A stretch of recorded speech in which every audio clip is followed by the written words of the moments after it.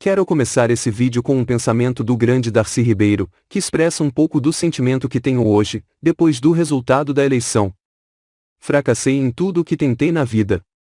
Tentei alfabetizar as crianças brasileiras, não consegui. Tentei salvar os índios, não consegui. Tentei fazer uma universidade séria, e fracassei. Tentei fazer o Brasil desenvolver-se autonomamente, e fracassei. Mas os fracassos são minhas vitórias. Eu detestaria estar no lugar de quem me venceu. Eu quero, se me permitirem, agradecer do fundo do coração aos brasileiros e brasileiras que todos os rincões do Brasil deram a mim o seu voto, apesar de tudo que aconteceu.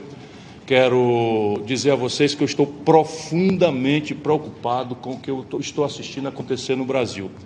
Como vocês sabem, eu vou inteirar 65 anos de vida e tenho 42 deles dedicados ao amor, à minha paixão ao Brasil. Eu nunca vi uma situação tão complexa, tão desafiadora, tão potencialmente ameaçadora sobre a nossa sorte como nação. Por isso eu peço a vocês que me deem mais algumas horas para conversar com meus amigos, conversar com o meu partido, para que a gente possa achar o melhor caminho, o melhor equilíbrio, não é, para bem servir a nação brasileira. Portanto, muito obrigado a vocês por terem vindo. Boa noite por hoje. Sabe o que vai amanhecer no 2023? Um cenário internacional absolutamente complexo, muito grave, muito, não é pouco grave.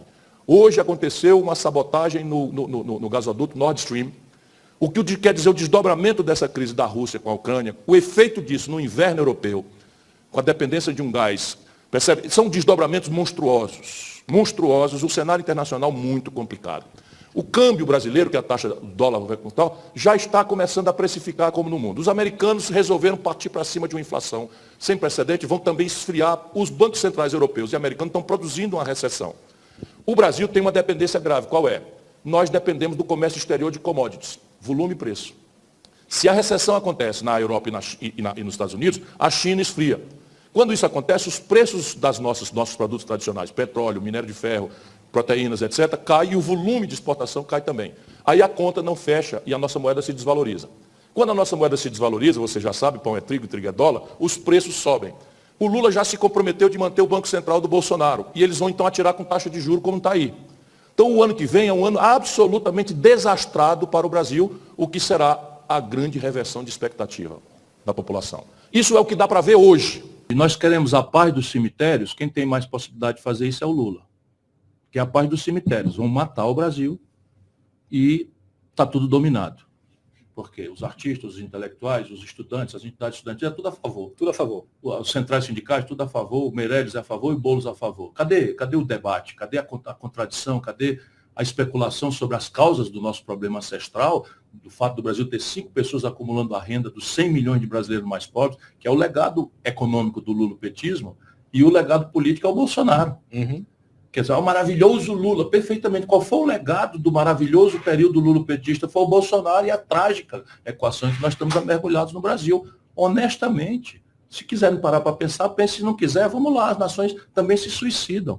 Eu apenas quero que quando vier um arqueólogo, sabe, escavar os escombros de uma ex-nação chamada Brasil, ache lá um camarada que não se vendeu, que não se vergou e que estava aqui esperneando e tentando chamar atenção e mobilizar as pessoas para mudar. O Bolsonaro não governa mais o Brasil. Já faz tempo. Não é a próxima eleição. Ele já não governa mais. Por quê? Porque ele celebrou uma contradição. Ele celebrou com o povão, né, um pacto de antissistema. Sim.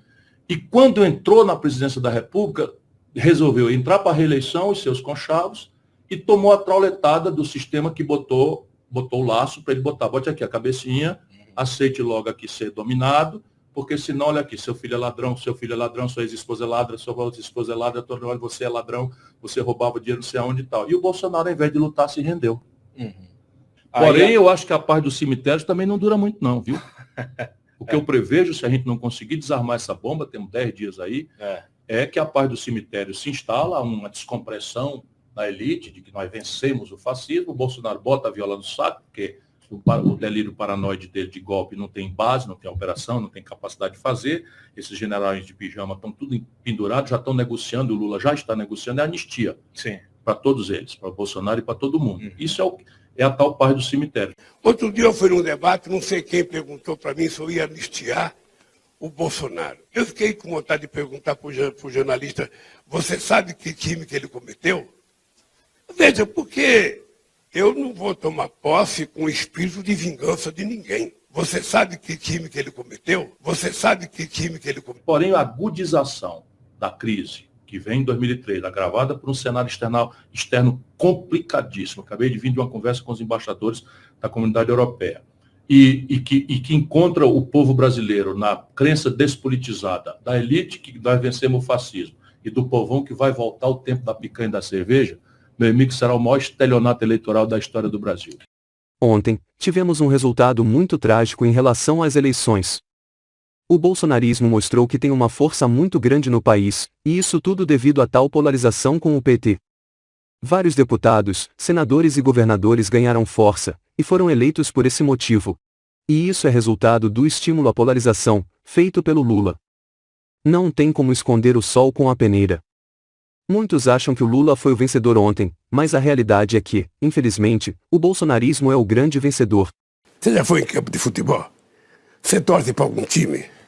Você já foi junto? Você já foi junto com outros companheiros? É nós e eles.